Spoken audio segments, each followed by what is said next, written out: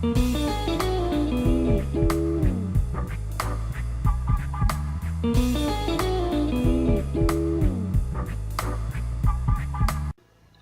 it going there, everybody? It's Mr. Zen over here bringing you guys a brand new Nanatsu no Taizai chapter discussion. And for today's theme, guys, we're going to be talking about is the side story of Gowthers' actual past. And we learn as to what his sin was. Holy cow. Gowther, my friends. Gowther. Yeah, this guy's got a pretty dark sin there as well. All of the 7 deadly sins, they all have their own actual faults that makes them really stand out amongst each other. And it makes sense too that there's treachery, there's betrayal, there's murder. It's just that it just depends on the eye of the viewer that the person is actually sinned on. But the actual person that is sinned is the one that actually is the one that's suffering the most. Gowther, King, Diana, MacLeod. You know, we see all these characters.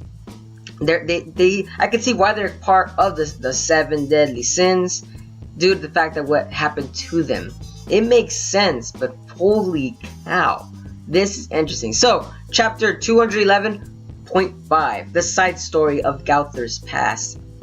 Now, we actually get to see that Gowther is actually awoken underneath you could say that under the castle of Leonis or the Leonis kingdom itself, because it seems that the Fairy King's forest is underneath it or some ruins of it of some sorts. And it's so hilarious at the same time is because of the fact that it's been so close to us the whole entire time that we're wondering, like, I wonder where Leonis kingdom was placed there for some strange reason. Interesting. But yes, you know, but then we see Bartra and Denzel's sister, Nasha. She was actually, you know, just going through the tunnels underneath the Leonis kingdom itself and just, you know, having fun, just looking around. And it seems that she actually found Gowthers' body. Gowthers' body was just like a living doll, of you could say of some sorts, and it was underneath the kingdom. And it's been resting there for so many ages because apparently it has not aged at all, and it just seems unscathed. I mean, a couple of bruises here and there, but it just seems like it hasn't been damaged for so many times. Now, the point is I'm trying to get to is the fact that Naja actually meets the Gowthers doll, you could say, and she starts conversing. She starts having good memories, and you know, it's a very sad story because Naja, she starts falling in love with Gowther because, you know, as we see, you know, of course, when they first meet, it was a very awkward moment that they actually met with each other, and then they, you know, of course, they start seeing each other more and more, and then of course Bartra and Denzar keep telling Naja, you know, of course, stop going down there. We don't know what's actually down in those ruins. You can actually go hurt yourself, and of course, Bartra, of course, can't do anything about it because she's doing her own thing. The thing that actually kind of got me interested is the fact that Naja, she fell in love with somebody that did not have a soul or emotions of some sorts. Just somebody, an empty vessel. That made me kind of think about that her love was very pure. It felt like a teenager's love. And honestly, it was very hilarious also the fact that Gowther, he didn't really know what to do. He was very awkward at first with Naja, but it seems that the reason that Gowther acts a certain way that he is now is thanks to Naja. Really, like, honestly, folks, it's very interesting to see how it actually play along Naja in Gowther's life. Now, we see later in the chapter that, you know, Naja actually brings books to Gowther and shows her enthusiasm of books and explains why Gowther just loves reading so much. And honestly, Gowther just literally, it was hilarious how they actually gave that context where Gowther started reading. He just literally flipped through the book and said, oh, I read everything already, so don't even worry about it. And of course, Naja was looking like, are you even human? Like, oh my god, you already read it? And of course, then Gowther starts slowly showing his interest to Naja.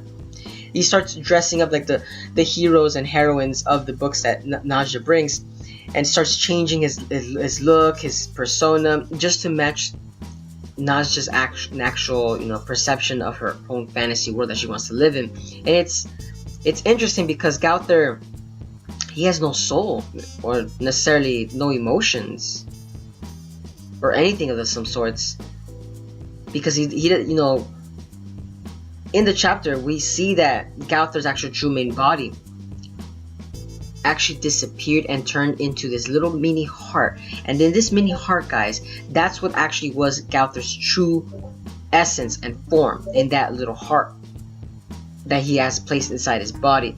And it's interesting because Gowthers a 10th commandment, and for his last and final gift, you could say, he just turned himself into living emotion. And that's what basically Gowther really is in essence. He's just living emotion. And that's a very powerful symbolism that I thought I saw, is that heart itself is supposed to stand for Gowther's own ideals, for trying to live his own life by just wanting to embrace that powerful emotion of the heart. I thought, like I said, that was very interesting to see how Nambaka was actually doing that with that same swords. Honestly, very powerful symbolism. Loved it. I'm loving Nambaka's actual work on this specific chapter itself. Now, the thing about it, guys, that it starts getting into more depressing and more dark tones, like overall go through the rest of the chapters, the fact that Bartra actually explains to Gowther, because, of course, earlier in the chapter, we don't know that if she's sick or not, but it seems that Najda is sick, and she collapses when you could say Gowther starts explaining, this is his actual heart, this is who he is, and of course she collapses, and of course Gowther takes her to the castle, and then Bartra of course explains that, can you protect her and stay by her side at all costs. And it seems that Bartra knew that his sister was dying, because remember, guys, throughout the chapter we were kind of noticing that Bartra was slowly being teased that his visions, his power was actually becoming true, it was very sad to see about that. Now, what's actually entertaining, folks, is the fact that I can't believe Gowther, he actually starts falling in love with Najda. And the thing about that made it very impactful, guys, is the fact that they actually made love. Najda made love for her final wish. She was at her most happiest. They both made love. It was like a Romeo and Juliet kind of essence right there. They made love, and right after they made love, she dies. It was very, very depressing seeing that this character was dying, because, she made a huge impact on Gowther's life. And the thing about that kind of made me a little bit depressed too, the fact that what Gowther does after that, it was a very gruesome, folks. Like, honestly, I had to cover my mouth because of what Gowther was doing. Even Gowther's emotions went out of whack as he was wondering, like, don't leave me. He was kind of like a baby saying, don't leave me, don't go away like everybody else does. Like, he was explaining, like, how Gowther's actual own body was, left him, you could say, of some sorts.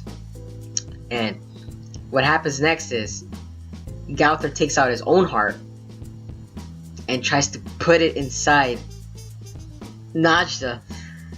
And the scenery around that looks so intense. Both of them are naked. Gowther is just looking at her body, and blood is splattered all over the room. And you could tell that scene was so powerful, because it emphasized the fact that Gowther really wanted to save her life, but he did not know that she's actually human and not a doll. Or vice versa. It's kind of weird. Or maybe it was just Gowther's last attempt to try to bring her back to life, because he doesn't know what death really was. And that's the thing that made it very, very interesting.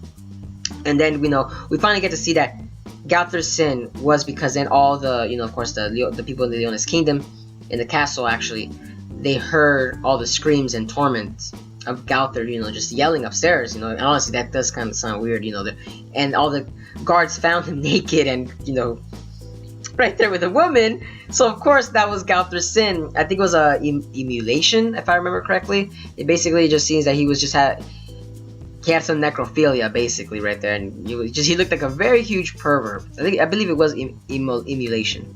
I believe it was.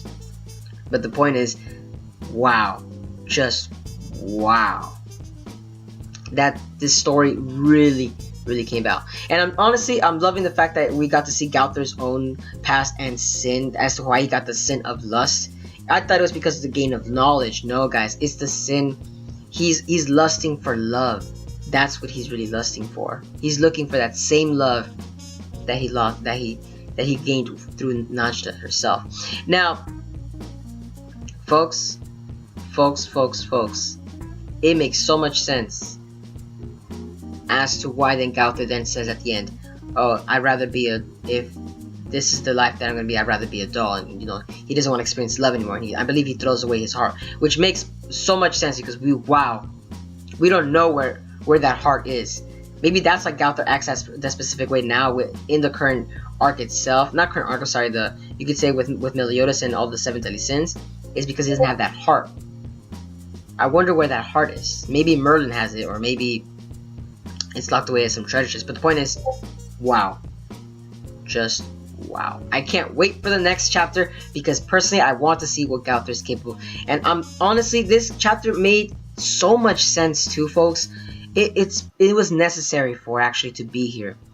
Seeing Gowther's past. It's interesting. Gowther really had a really dark side story. But it felt that it was needed for him to actually experience that, and it explains why he's such a dangerous person, because he lost the power of love. Like, wow, Gowther himself. Gowther, yes folks, Gowther. But let me know down in the comments below, guys, as to what you guys' thoughts on this chapter itself. Personally, like I said, I love this chapter. This chapter was beautiful. I'm telling you guys, I love Nambaka's storytelling and writing. It's very entertaining. But like I said, let me know down in the comments below, guys, as to what you guys' thoughts. And as always, guys, if you guys enjoy my content, don't forget to give a like, comment, share, and subscribe for more Nanatsu no Taizai chapter discussions. And as always, have a wonderful day, guys. But this is Mr. Zen, signing out.